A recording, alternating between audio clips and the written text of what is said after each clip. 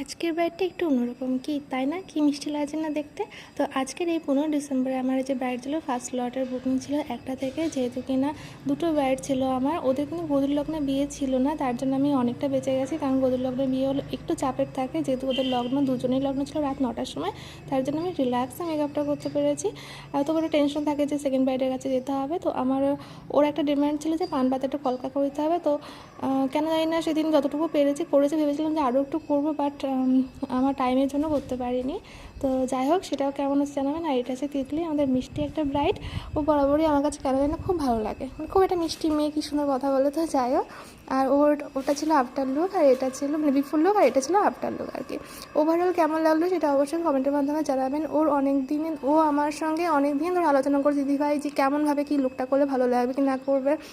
সেইভাবে মাথায় হচ্ছে এই যে বিনুনি টাইপের করা, কলকা থেকে শুরু করে নাকের